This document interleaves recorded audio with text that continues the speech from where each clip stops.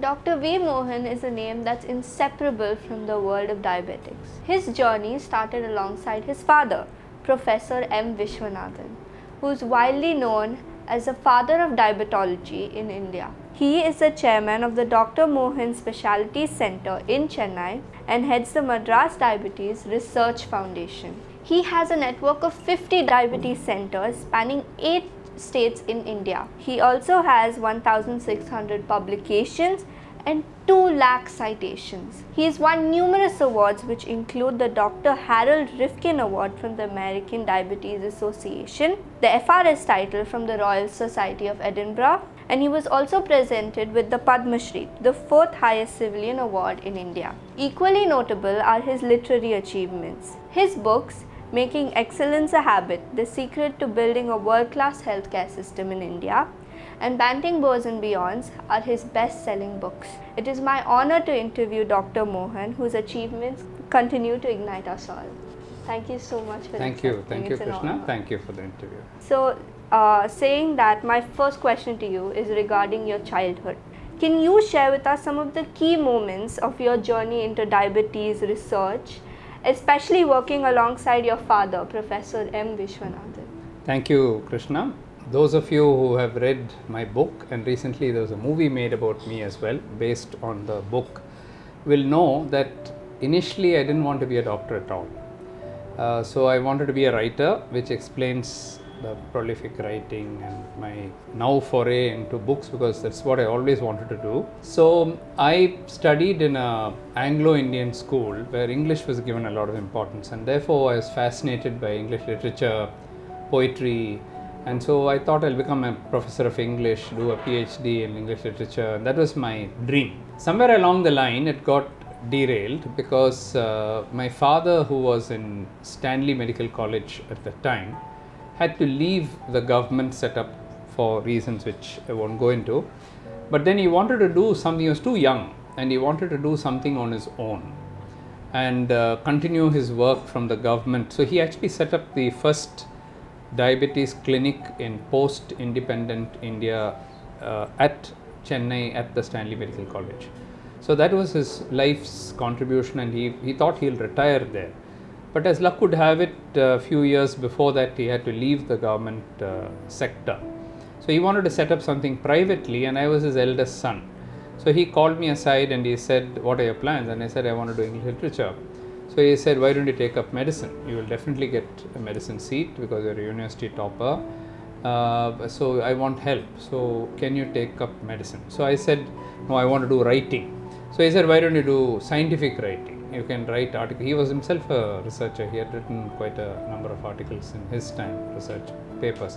So he said, you can write research articles, and that's also a form of writing. So I said, okay.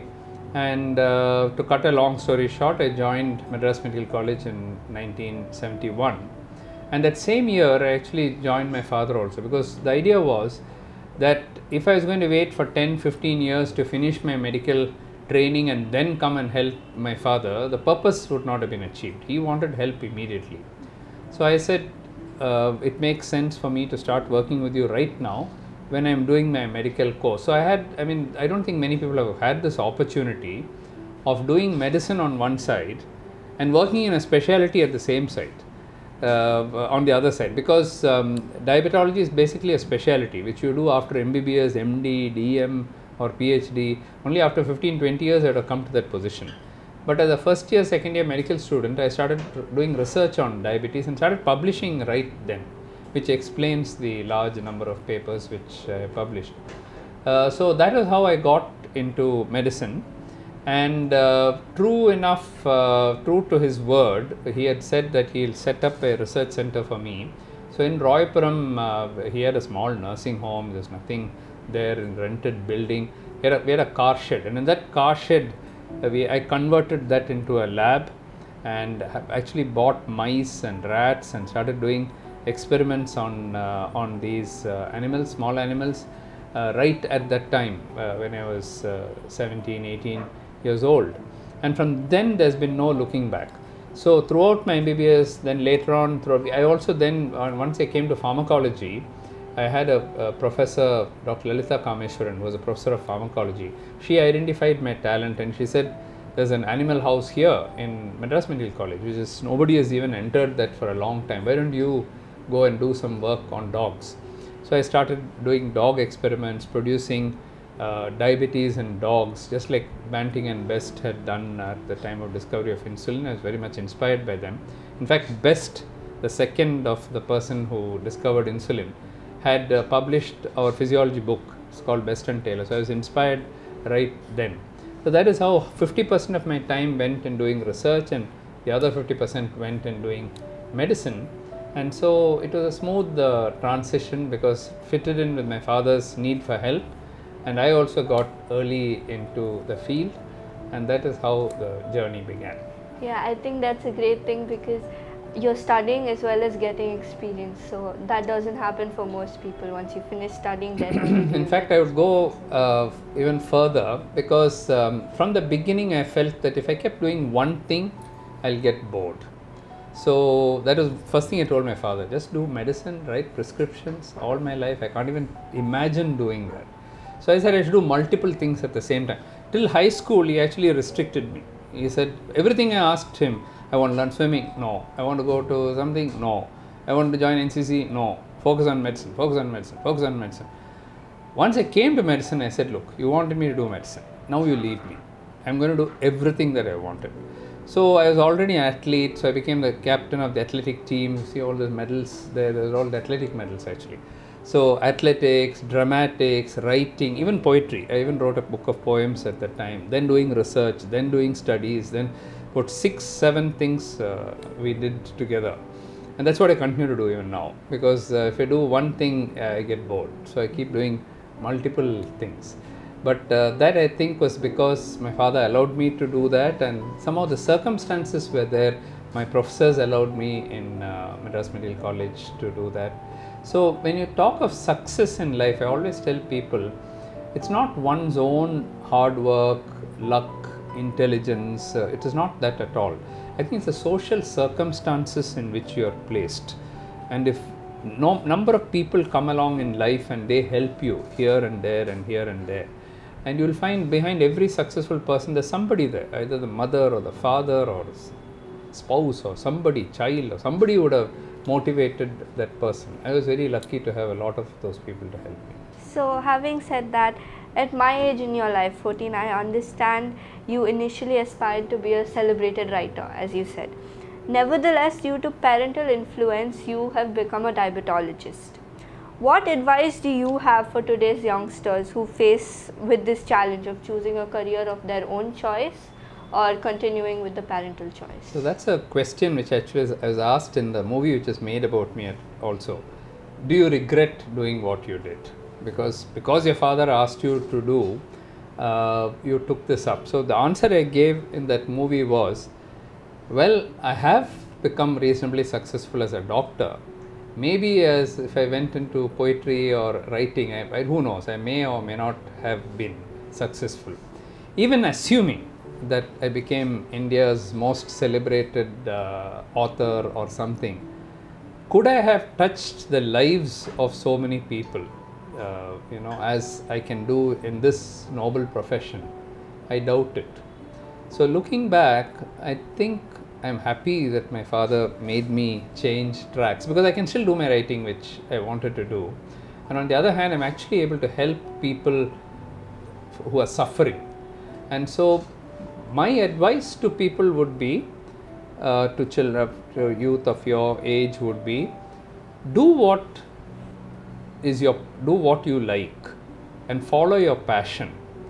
Don't let anybody do something or take up a career which doesn't interest you at all. Because if you're not interested in that, then you will not do well and you'll regret it all your life. And somewhere halfway through your career, you'll say, I made a mistake. Or even after, when you're joined itself, you may think that. So follow your passion. At the same time, sometimes at that age, 14, 15, we may not be able to take the right decisions. Sometimes we are blinded by something else, and what we think is the right thing. Everybody wants to become a pilot at that stage, or or some crazy thing like that. Everybody wants to become a Sachin Tendulkar, and everybody wants to do that. So sometimes it is worth being brought down to the ground and to reality, because we may have an inflated opinion about ourselves. I'm not saying you shouldn't have self-confidence. You must have a lot of self-confidence. You must believe in yourself. You must do what you want. And if that's really your passion, you will go back to it anyway. But at the same time, if somebody gives you some guidance or help or something, we need not poo-poo it and dismiss it. Think about it and say, is this really right, and would I be happy doing it? And if your mind tells you, no, this is not what I want to do, don't do it. But if on the other hand you say, oh, this seems to be a good thing as well, I didn't think about it, so maybe I can take that. So that is what you should do. But basically you should love what you do and you should do what you love. Then you will be successful. So you're saying do what you love, follow your passion, but at the same time you must bring yourself to the ground. Because sometimes we overestimate ourselves. You may be doing some bathroom singing and you may think you are Jesudas or S.P. Balasubramanian, which you may not be, So it may be worth, if you may be, who knows, you may be better than them also. It's possible. But a reality check is always worthwhile, because you might end up going to the wrong route, and so somebody critically telling you something, it's worth looking at. If you still feel, no, I am definitely the world's best and I know it, so then don't listen to them. And then if you are convinced that you are the world's best, do it. So it's Nothing just for someone to bring you to the ground so that you rethink and it. Sometimes you should not allow people to bring you to the ground. For example, when we were in MBBS, third year, I think, I had a brilliant batch. The 1971 batch that we had was voted the best batch of Madras Medical College, and it's 175 years when we had the 175th year celebration. We were easily voted the best because we had 3 Padma Shris, 3 BC Roy awardees, we had some 25-30 professors, and we had 1 vice chancellor. We had all kinds, of course, the world record for maximum number of research publications, and many other things. So we were voted the best batch. Now in that cream de la cream, the 3-4 of the best ones, all those 3 who got the Padma Shri, they were my closest friends. So we are also in one way competing with each other and the other. So each of us asked each other, what do you want to do when you grow up? In a small meeting where we were all asked. So one guy said, I want to be a very good orthopedic surgeon. One fellow said, I want to be a cardiothoracic surgeon. One said, I want to be a plastic surgeon. So I said, I want to publish the maximum number of research papers that any doctor in the world has published. That's my dream. I said, because I had already published quite a few by that time, because I started quite young. So when I said this, one of my friends particularly said, if you have such a high ambition, you will have a very big fall. Okay. Second thing is, somebody will stab you, because we have such big ambition, like Caesar, or we have too big an ambition, somebody will finish you off somewhere. So better not to have such ambitions. So I said, this is my ambition. Whether I'll get there or not, I have no idea. Okay. You asked me what I want to do.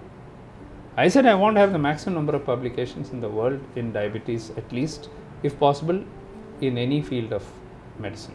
This is what my dream is. I may get there, I may not get there. I'm not lowering my standard because of that, because I have a feeling I can do it, they said.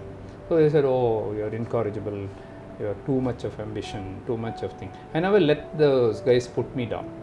And I thought my ambition was not to do that, but I felt that's my ultimate goal. I'll get there, because I've started so young. Why not? Nobody had that experience anywhere in the world to start publishing papers as a MBBS student and all that. So why not continue on that trend, on that course, and then you will get somewhere. Then why not think big? Why should you think of a bronze medal in the Olympics? Think of the gold, at least bronze will get. So having said that, during your upbringing, which of your family members did you have the closest bond to, and what were the factors for this bond? So I had a number of siblings. My elder sister was 1 year elder to me. Then my younger brother was like 5 years younger to me. So he was too small to have a thing. I grew up basically with my sister. So as a sibling, she was the closest to me. But I think the influence was my father only.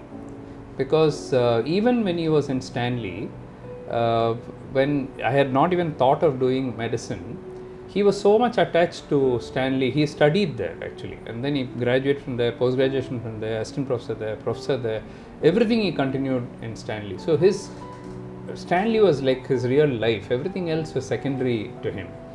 So every function in Stanley, whether it's an alumni function, sports day, this day, that day, I'll be there. As his son, I'll be there as a 6-year-old, 8-year-old, 10-year-old, 12-year-old. I'll be there in Stanley throughout. So that passion that he had for his college and for his thing, that actually stuck on to me. If I can, as an aside, tell you something which is there in my book as well as it's there in the movie which they have made. So when I finally had to apply for medicine, I stood university first, and I got into many colleges. I got into JIPMER, I got into St. John's, I got into finally. So the government, so he said, leave all that. You have to be in Chennai. You have to help me. What's the point in going to Bangalore and JIPMER, Puducherry? Then that thing is not solved. You will get into here. So then when you have to apply for the government medical college, there are 3 choices given. So you have to write 1, 2, 3. 3 choices, and the government will choose any one if you are selected. He made me write Stanley, Stanley, Stanley. Okay, he said there's no choice. You have to write Stanley. I have left Stanley, so you have to continue in Stanley. So you won't believe it, I actually wrote, nobody had written like that. It's stupid actually to write like that. And because they given you 3 choices, and I wrote Stanley, Stanley, Stanley. Okay, and I got Madras Medical College. They said, these people said, the selection committee people said, he's university first. University first goes to Madras Medical College, not to Stanley. So that's how I was put into Madras Medical College. He made me change it. When I got this, he said, tell them no. Tell them I want Stanley. So when I said, I just announced to people saying that I may shift to Stanley, I found a queue of people coming to my house with packets, envelopes of cash and all, saying, if you switch to Stanley, we have been given Stanley, if you switch, I'll give you so much money. Then I thought, why are they giving me money to go to Madras Medical College? There must be something there. So my father's sister, who was a very famous gynecologist, she's still there, she's 94, Dr. Subhadra Nair, she's in Trivandrum. She studied in Madras Medical College. So I called her and said, Auntie, I've got son, Madras Medical College. My father's telling me to go to Stanley. What do you say? Don't listen to him, go to MMC. MMC is much better. Don't listen to him. Then I said, I'll stick to MMC. So I'm glad I took that decision. The MMC is definitely much better known than Stanley. Stanley was very small, close-knit, much smaller place. MMC is like an ocean. But MMC is MMC. So it's different. So there I didn't listen to my father. Yeah. So moving on to the category of your job, your career. With a remarkable 1,600 publications and approximately 2 lakh citations, what motivated you to go so deeply into diabetes research, and what are some of the most significant breakthroughs you've made? So as I said, I took up medicine only to do diabetes. Now that's good and bad. So if somebody was to ask me now, I want to join medicine, but I want to do cardiology, so I'm going to do that, or I want to be a surgeon and so I want to take up medicine. It has its advantages and disadvantages. The advantages it had for me was I was miles ahead of everyone else in diabetes, because I would read every diabetes book, every diabetes journal. I was up to date with everything that is going on in the world. Even when I was 18, 19, 20, I was already ahead. Then publishing, I knew the whole field by heart before I finished my MBBS itself. That's a great advantage. The disadvantage is, now when I go to anatomy, I'll sit there and say, why am I doing this? This is for diabetes. Why am I looking at this organ, that organ, and why am I sitting here and cutting, all this? Am I going to do this? Waste of time for me, So everything else, surgery and all, total waste of time for me. Because I told my father straight away, I'll never be a surgeon. I can't do that. Cutting up people and all is not my business. See, research is more like philosophy. That's more like writing, poetry, this, that. It comes into that realm. So I told him straight away, never tell me surgery and all, I'll never go anywhere near. That's very clear to me. So I ended up going through this whole MBBS, MD with such a big bias towards diabetes that my teachers knew, everybody knew that it was very obvious that I was doing. So that helped me to go very, very deep into the subject. And because of that, I was reading, I knew references by heart. I could quote any chapter, any page in any book I knew, because constantly I was doing this. Because my father had put a condition. He said, you have to finish your MBBS, you should not get sidetracked by doing something else, and you have to finally become a doctor. And so he set down rules saying how many hours I'll study for my final year exam or fourth year exam, and how many hours I'll do research, and he had put kind of conditions and all like that. So, but I had to work extra hard because I had to do that and I had to do this and everything. But that, I think that passion which is ignited in you when you're very young, fire in the belly, what they call as, that doesn't go away. People said you'll burn out, you'll go on. If anything, it has only increased. It has not decreased at all. So that's why I said you should follow your passion. So once that became my passion, it has not gone even now. And even right now, tomorrow morning, I'm leaving to Hamburg for the European Society of Study of Diabetes meeting, where all the world's best people, I'm in 4 different committees representing India, and 4 different committees writing 4 different articles. So that kind of a thing becomes part of you when you start reading, writing journals, writing your own articles. You get known, and then people will ask you to write. You become part of bigger consortium. It's like being on a treadmill. Once you're on it, you cannot go off. You're on, it's a one-way path. You have to keep going. Otherwise, you retire and do nothing and say enough is enough. I'm not able to do that and don't find the need for it because there's so many new things coming along. And that's how it. So as I said, the 1,600 papers and all would never have come but for that very, very early start. If I had been like everybody else, finish MBBS, then finish MD, then finish something else, then now I'll start doing research and all. It's gone. That fire has not been lit. I'm very happy that my daughter, Anjana, she has also did the same thing. When she was in school itself, she started working with me, and she wrote her first paper when she was in 10th standard or something. Then right from school, right from college, she was doing work on diabetes, and now she is now the heading our institutions, both the research center as well as the hospital. She is heading, and there's a joke about that also. So one of my teachers, there are a lot of skeptical teachers, a lot of jealous teachers. They were also there. They were seeing me, publish periya Nobel Prize for Korea. What do you think you're thinking? You're wasting your time. You're doing this. You're doing that. They all discouraged me totally. One man went to the extent of saying, when did you bring your, from first year you were, doing research and all. When did your daughter get interested in diabetes, he asked me. So I said, you want an honest answer? I can give you the honest answer. No, I want the honest answer. I said, when she was 3 years old, she used to project the slides. My wife is also an ophthalmologist, as you may know. So her slides and my slides and all, she uses manual operated slides where she'll put the slide, I'll do. She'll put it and she'll go. So my wife will say diabetic retinopathy. She could say all that when she was 3 years old, because she's put that and she'll hear her talking and all that. So I said, if you want the honest answer, when she's 3 years old, she's already operating her slides and all. So right from that time, she was something about diabetes she was into. So this teacher looks at me and he says, you wasted 3 years. 3 precious years of her life you wasted. You should have done it when she was born. Why did you waste 3 years of her life? So I said, I'm sorry, I missed it in this generation. Next generation I will not miss. Definitely, I'll keep your thing in mind. So then my grandson was born. Okay. Pranav, that's him, is now my height, taller than me is actually. Okay. Yeah. So he was born. So the day he was born, my daughter delivered, and I kept this in mind that I should not waste time because somebody has told me this. So the nurse, after delivering, they brought the baby out like that, okay, out of the delivery room, and I was the first person they saw. So I said, 1 second, just wait.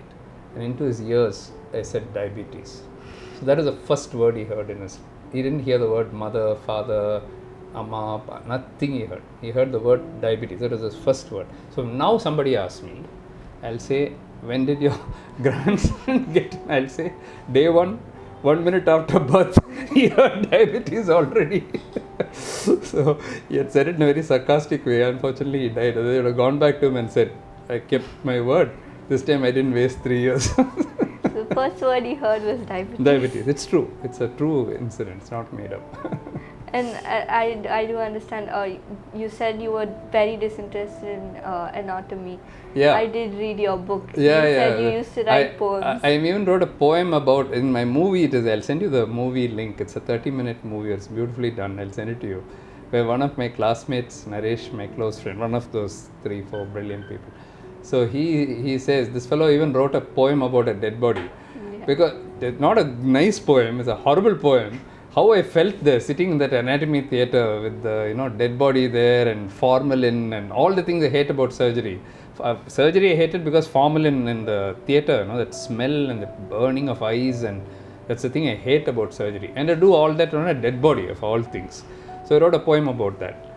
And living with a cadaver or something, I wrote a poem. And so people remember that, oh, you remember the anatomy theatre is writing poems about cadavers. I did read the poem. So, you oversee a network of 50 centers across 8 states in India. Can you tell us about the challenges and the success in expanding diabetes over such diverse landscapes? So when I left my father, I started with my father in 1971. 1991 I left my father, and my idea was that we'll branch off and come to South Madras and start something. There was a North Madras, a South Madras, but he didn't see it that way. He said, you took up medicine to join with me and to work with me. Now you're going off on your own, you go empty-handed. So he sent me literally with nothing. I had my stethoscope, and with my stethoscope I had to come out. Not only that, we also had a lot of loans because my wife had already set up something there and she had borrowed a lot of money. So we are not only having zero bank balance, we are minus actually. And that's the situation in which I came out. Found a place here in Roypeta, not very far from this Gopalapuram place. And then in a few rooms we started. So this is a question which people often ask me, did you think of those 50 branches and all? I had not thought of any branch, nothing. So we started survival as the biggest thing, come out with nothing. And so we started off, but then I'd come at the right time to the right place because South Madras was where Chennai was moving. Yeah. And North Madras was getting more and more isolated, which is one of the reasons I told my father to start here. So because of that, the rest, as they say, is history. So we started off with outpatient, then we took another building nearby as inpatient, then we bought this plot of land where we are sitting now, and then built this from, there's an old house here, we demolished it, built it. And then we got this big building and we thought that is the end of it. This is going to be it. Then we grew out of space. We didn't have space. So I bought left to the right, back, front, across the road. Every property you could think of here, we purchased. That was also not enough. So then I called some industrialist friends of mine and said, what do I do now? There's no place, And like we were just discussing a few minutes ago, sometimes one statement made by somebody can change your entire thinking. So this person who was an industrialist, he told me, you are not a Gopalapuram person, he told me. So I said, what do you mean I'm not a Gopalapuram? I am a Gopalapuram person. I'm sitting here in Gopalapuram. You are not a Gopalapuram person. So I said, who am I? He said, you are an Indian person. So I said, what does that mean? He said, you should spread your wings all over India. They're all over India. I've not one street I'm not thinking of going beyond, and that's where your thinking should change. Start branching out. You can't get everything in one place, you must branch out. So as an experiment, we tried the first branch at Annanagar. I said, North Madras, my father is there. South Madras, I am there. West Madras, east is the sea, so you can't go there. So West Madras is one place to go, and I thought of Annanagar. I said, let's go there. That became a big success, although I was only going there once a week, twice a week. I created the next cadre of people. So that worked. So then the question came, can I leave Chennai and start somewhere else? So we started in Hyderabad, the first branch. That also worked well.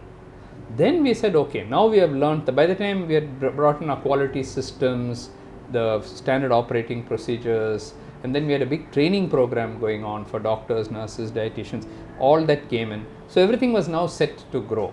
So from there, one by one, we started growing, and that is how we reached this 50 branches. So it is not planned at all. The research I had always planned, I should be the top and publication, but the this one was not planned. The research also, say when I was working with my father, although he had given me initially a lab and all that to work, my ambitions are much bigger. I said we should have a whole building for research, and he said that won't work. Oh, that's a non-profit thing. How are you going to run it? We are not an industry, we are not a government, we are not a pharmaceutical industry, we are not thinking, where do we have the money to run a research unit and all that? You're thinking too big, you'll never succeed. So that is another challenge. So then when we started here, one room I kept for research. Then outgrew that, second room, third room, fourth room, fifth room. Then my administrators came and said, you will convert this whole thing into a research center. Then the hospital will go. So look for more place. Luckily for us, next door, there was a plot of land, the adjacent building, which is connected to this. So that building, there's a vacant plot there. Somehow we managed to buy that plot. Then as luck would have it, this is where divine grace and all comes in. Once you have a plan, I always say that nature kind of conjures to make things happen. Once you have a plan, once you have a definite long-term vision, somehow it will happen. And that's what happened there.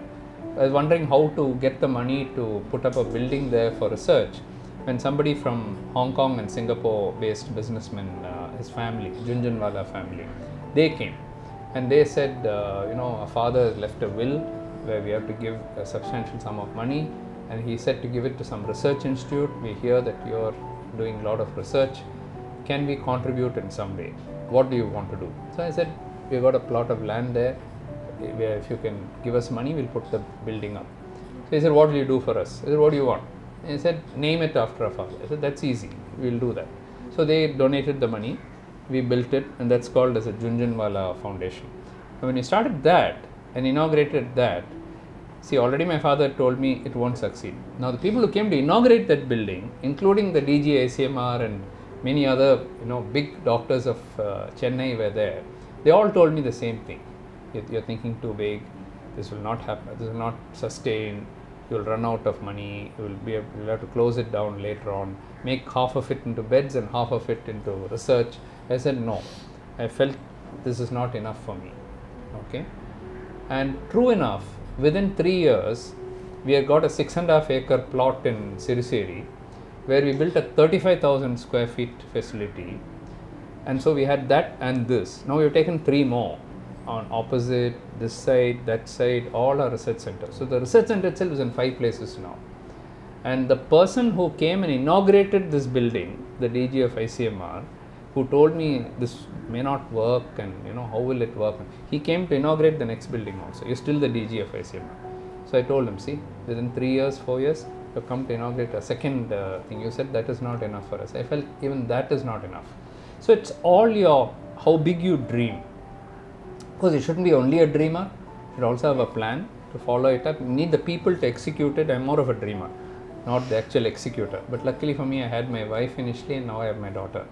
So once I give them the vision and give them the dream, they will look into actually its execution.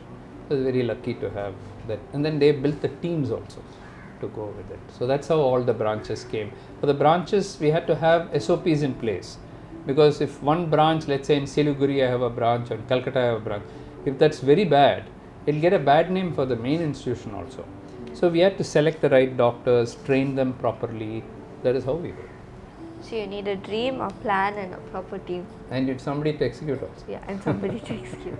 So in the line of increasing number of diabetes patients among today's generation, what advice would you offer to parents to deal with this issue?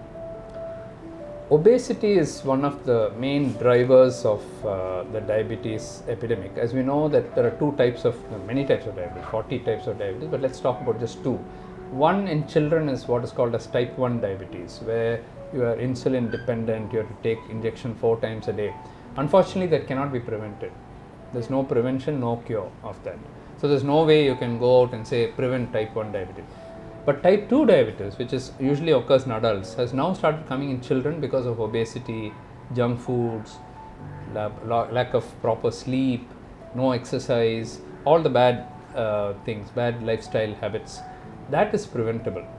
So my advice to parents would be, see that your children are active physically as well as mentally, and that they have enough rest and leisure, because if they just start focusing on this tuition, that tuition, this thing, NEET exam, that exam, this exam, it will lead to more and more suicides only, because that is what people can't take, the children can't take the pressure. So they need to have a outlet where they have music or sports or something else as an outlet, so that they become more their life is more fulfilled than just mugging and writing an exam or something like that. And the other thing is that develop a healthy habit by way of a sport or cycling or swimming, or early in life teach them something which they will enjoy. You just tell them go for a walk, they are not going to go for a walk. Go and run and come, they are not going to do that.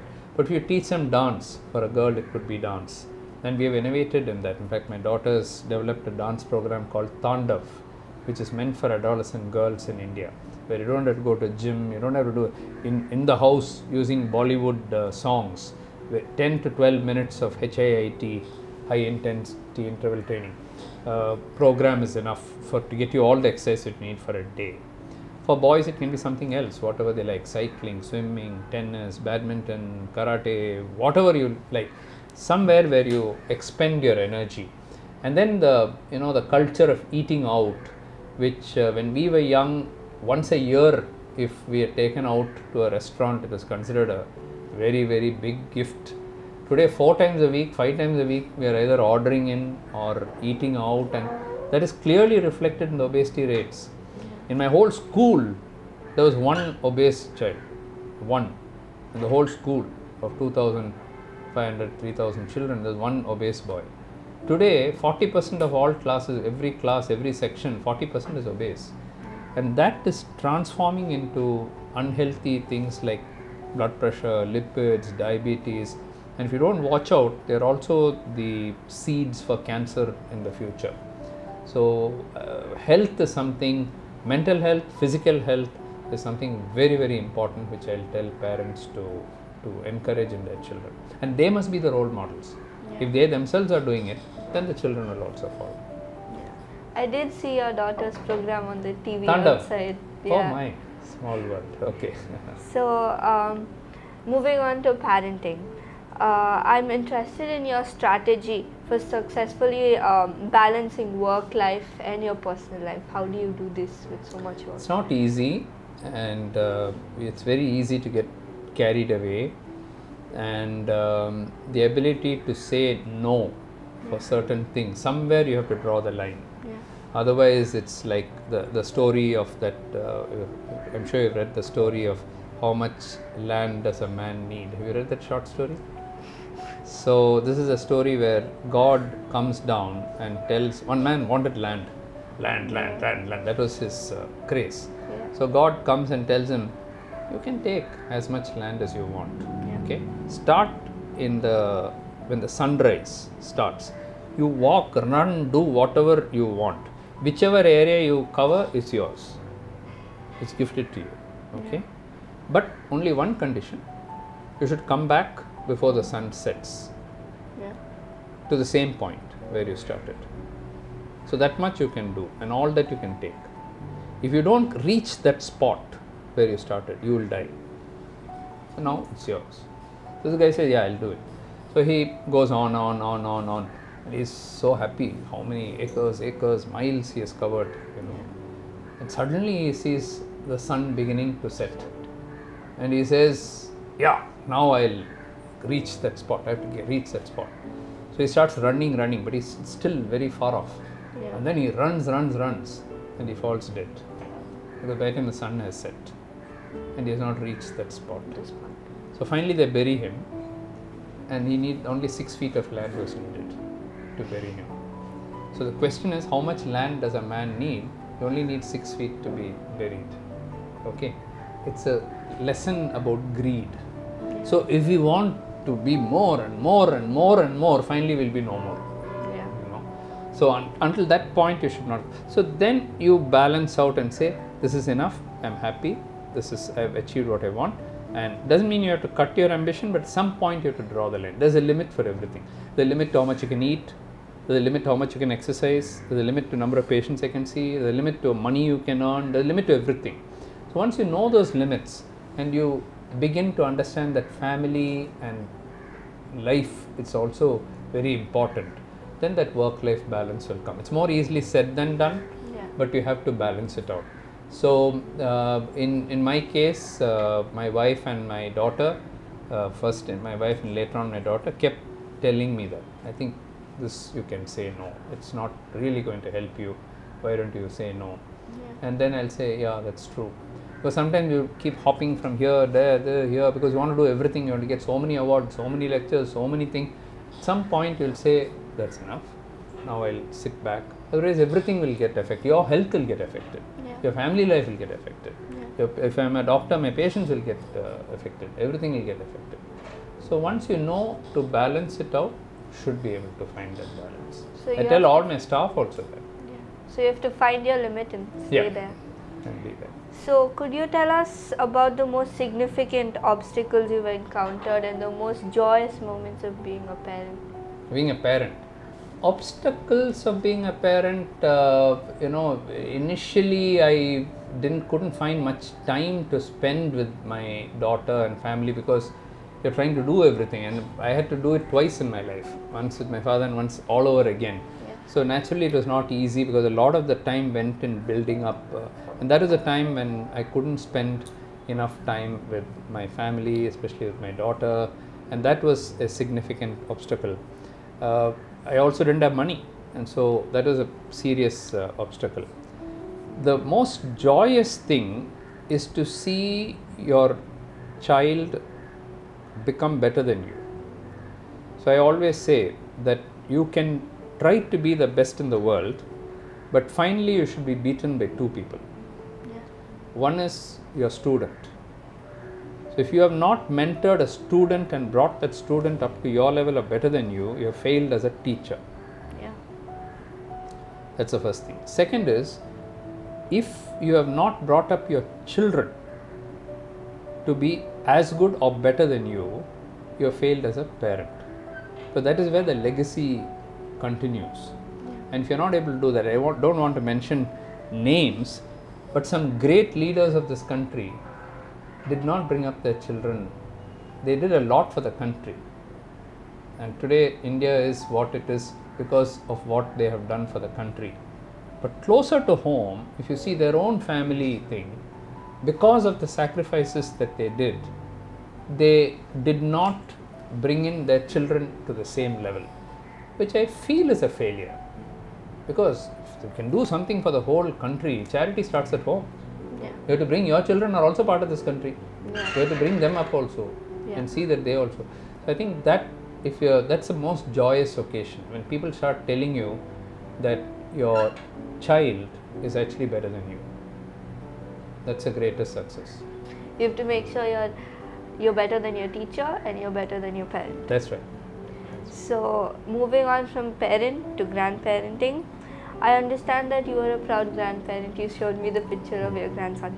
Could you please share with us how many grandchildren you have and some insight on their ages? It's all limited edition, only one. So I have one daughter and she has one son. So that's my only grandson I have. Now, for various reasons, including the fact that my wife passed away about 11 or 12 years ago, and when he was about 2 years old, it naturally became that he used to sleep with me, spend most of his time with me, so we got very close. So I'm not even like a grandfather. When my grandfather and my grandmother and all were there, I wouldn't even sit in the same room. I would stand only. So much respect we had. This grandson of mine treats me like his own brother only.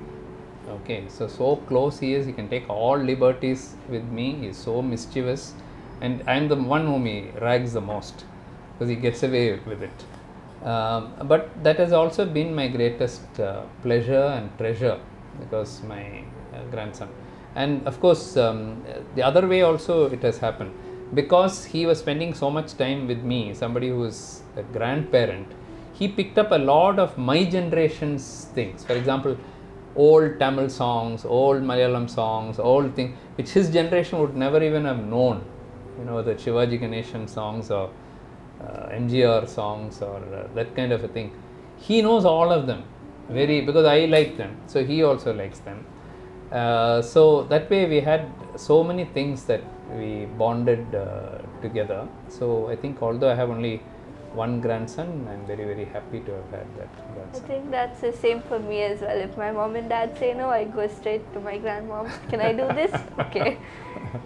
So it would be delightful to learn about your special moments with your grandchild. So one of the things which we do is music. So the old Tamil songs and particularly the old Tamil songs is something which every night we used to listen. I used to read stories to him when he was small, and then sometimes we'll just go off with him. Both of us will just go off to eat in a restaurant just by ourselves, and sometimes they're taken for a walk and so on. So these are very, very special moments of bonding with him, and there's so many things that he'll want to tell me about his school and things like that. So finding time to listen to them and giving them part of your time, I think is very good. He talks about me in the movie also, the short movie I told you. So I'll share that with you. Yeah. So how was the experience of being a grandparent shaped you on your outlook of life, both personally and professionally?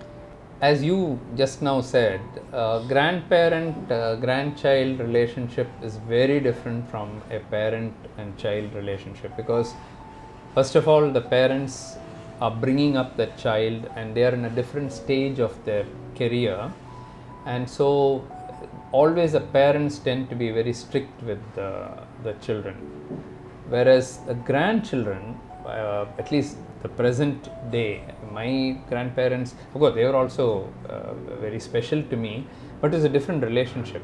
Yeah. They're very strict. At least in my family it was like that. Their grandparents were very strict. My father's mother was also very strict.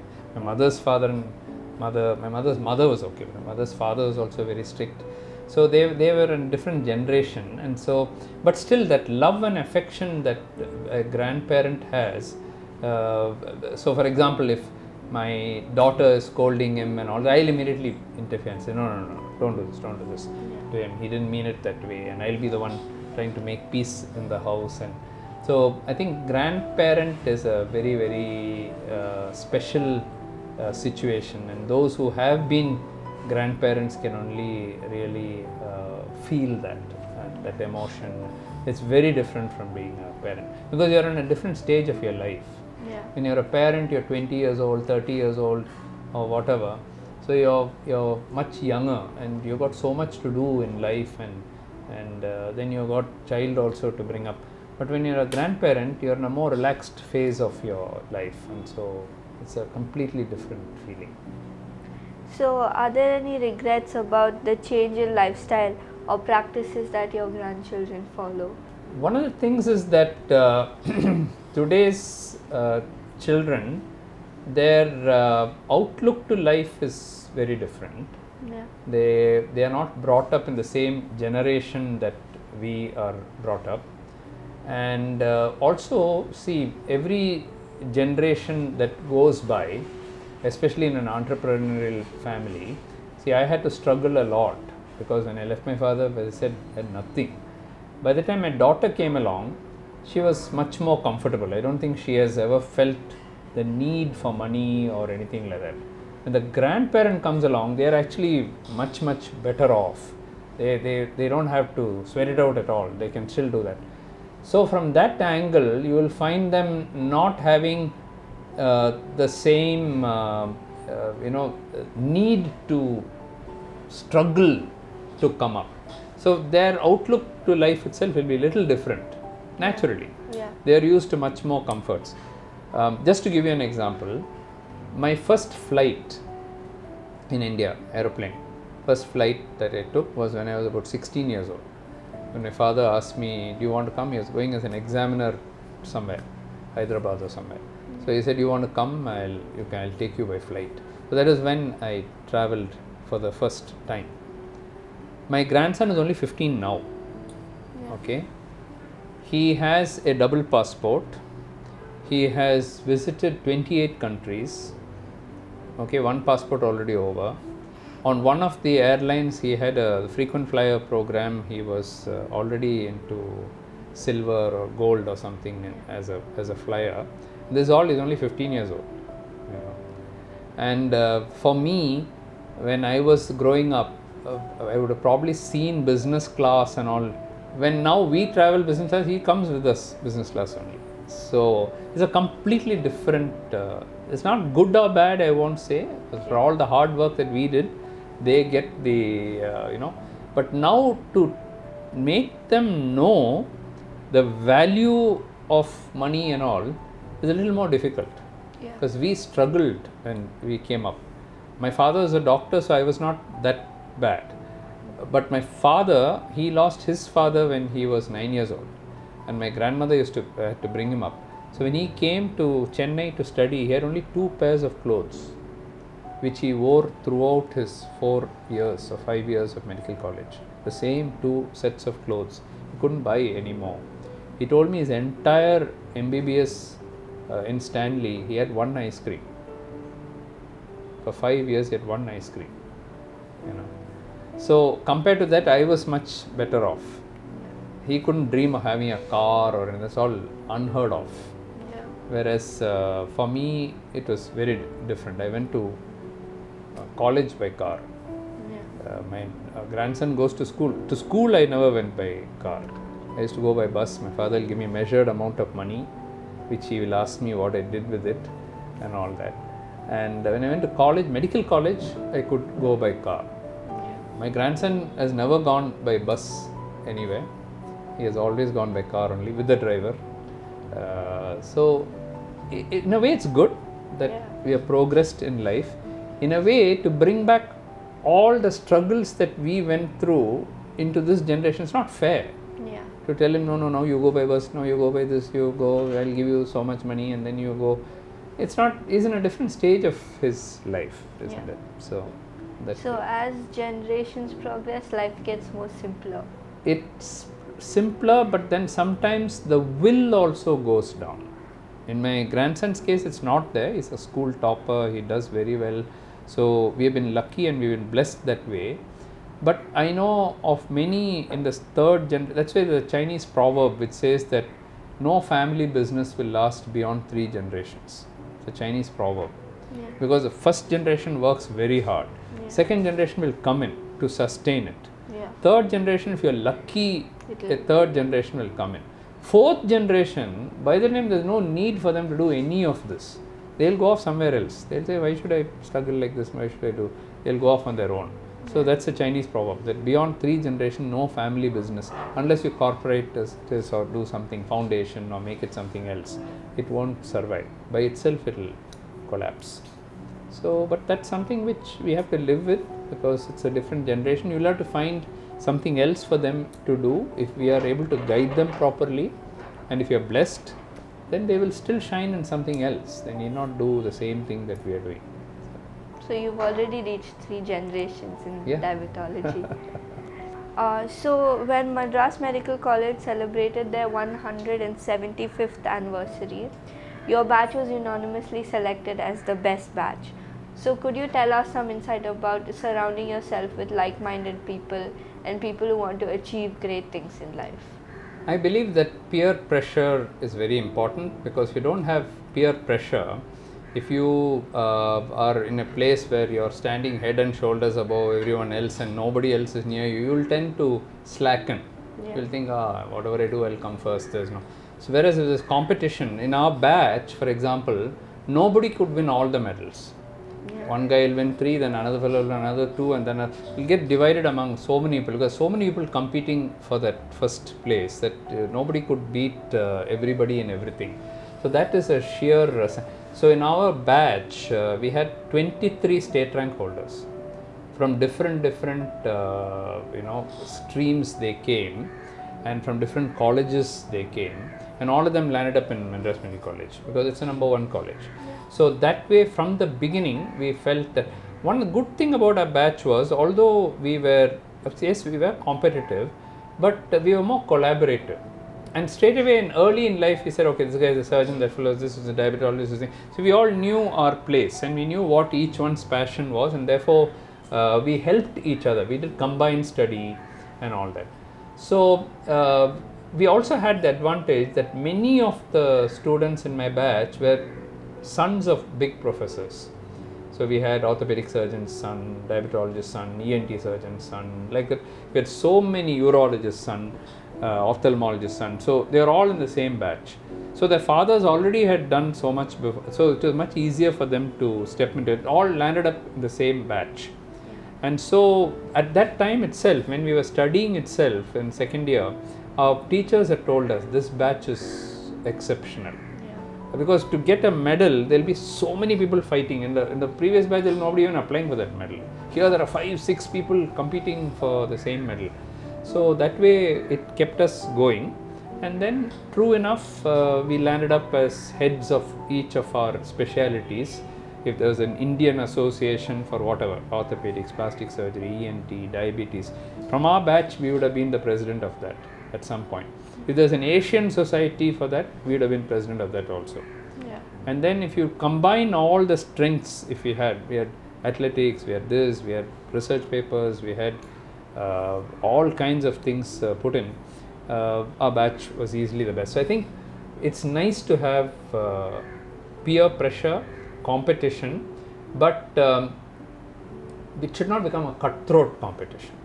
It should be helping each other, respecting each other, and learning from the strengths of one person may not be the strengths of another person. Yeah. So you can always learn something from one person, something else from someone else. So we still remain friends. Yeah. Our batch, we still remain in touch. 50 years have passed by and we still remain in touch and we're still closest of friends. So peer pressure and competition is good, but it should stay within a limit. That's right. And it should not become a cutthroat competition. That Yeah. somehow by hook or by crook you will finish that person to come first. That should not be. That should not happen.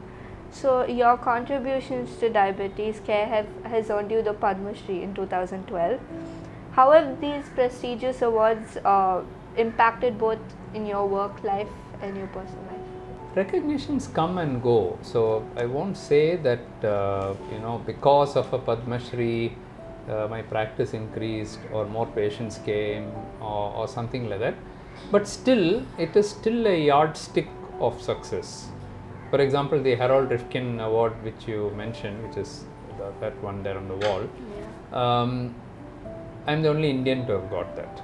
So when they say Harold Rifkin, oh, you got Harold Rifkin, that's one of the highest awards of the American Diabetes Association. And so when you say you got that, those who have got it and those who are in that field will know that it is something prestigious. You mentioned FRS. Yeah. FRS, I've got the FRS from Edinburgh, not the London one.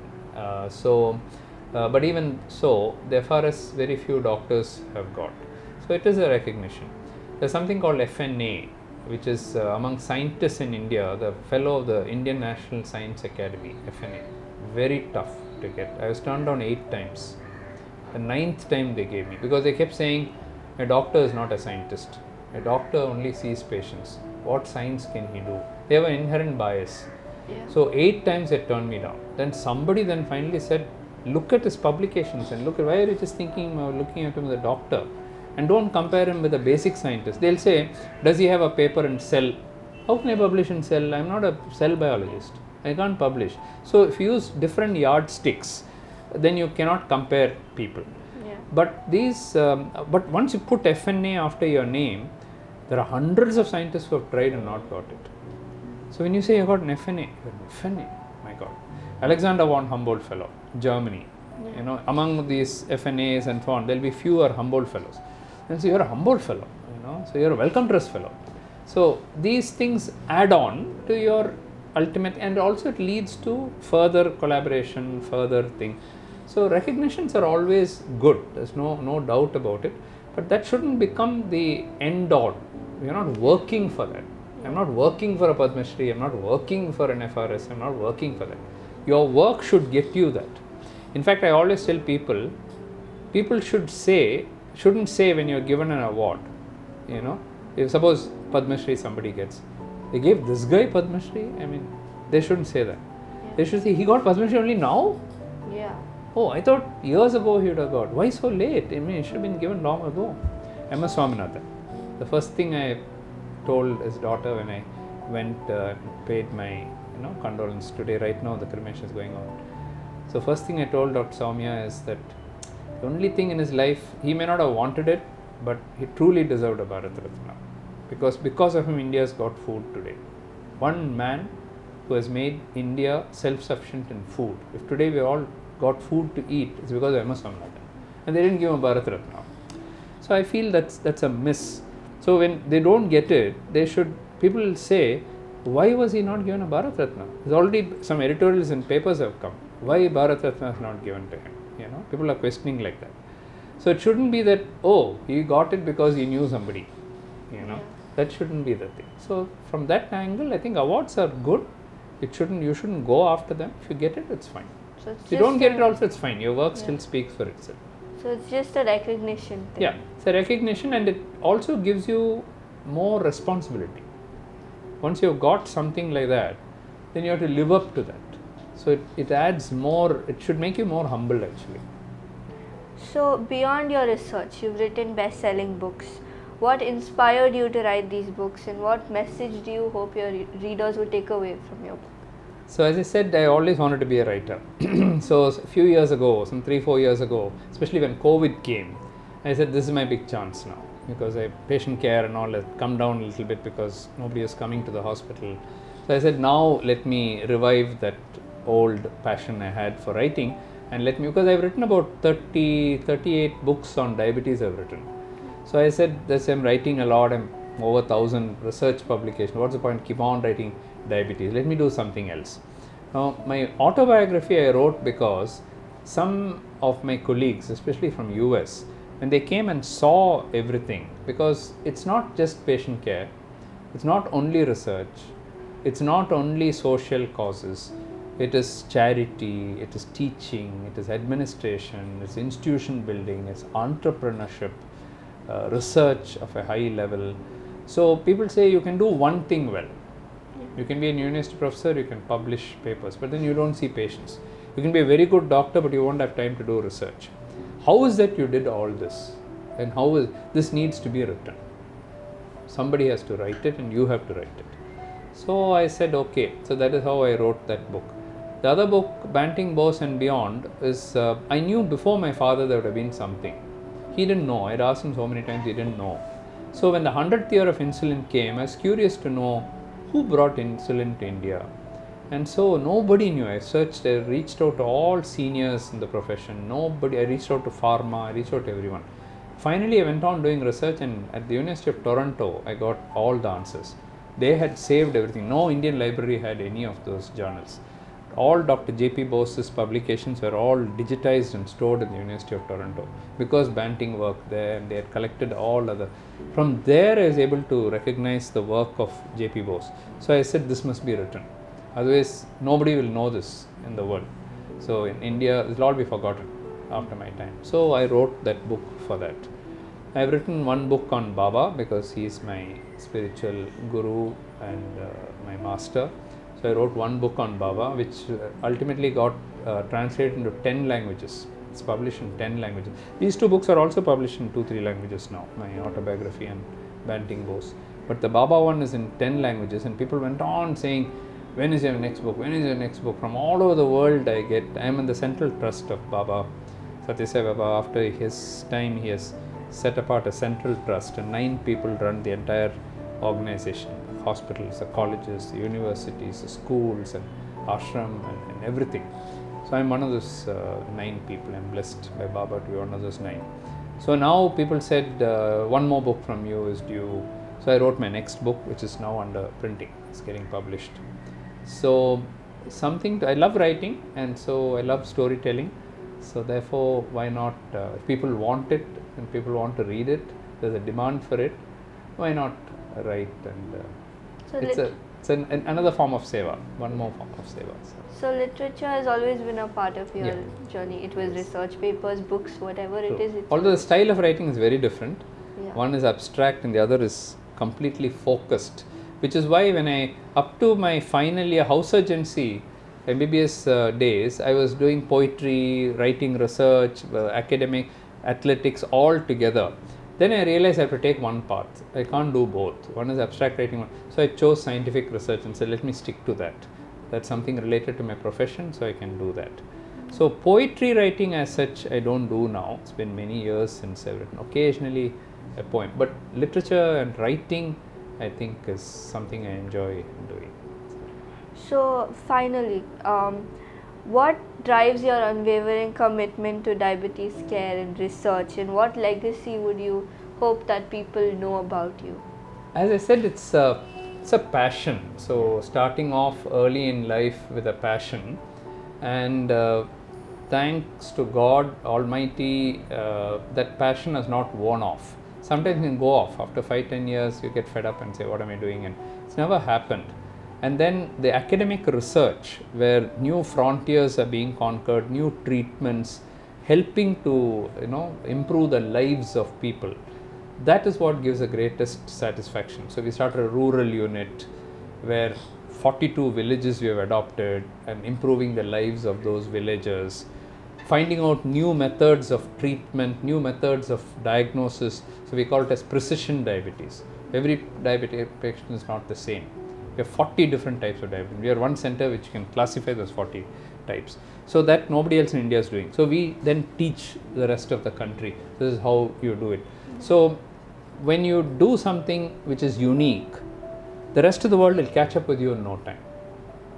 They'll see that and they'll copy it straight away. Then you have to move on. Otherwise, you will be one among all the others. So a true pioneer has to keep shifting. It's like high jump. You do high jump, then you cleared it, then they'll immediately raise the bar. Or weightlifting. You do weightlifting in the Olympics. The moment's over, they'll add 10 more kg, and then you try to do. Then you do, they'll add 10 more kg. So to test your limit, how much you can go. So similarly, I think there's no limit in research. It's like an ocean. We are only taking small drops here and there. The whole ocean out there to be conquered. And very honestly, at the end of 50 years, I feel I know very little about diabetes. There's so much more to learn. I thought I knew a lot when I started. After 50 years, I realized I know nothing now. I have to start all over again. That's where the legacy comes in. Now, all this would not have made sense if I didn't have my daughter and son-in-law.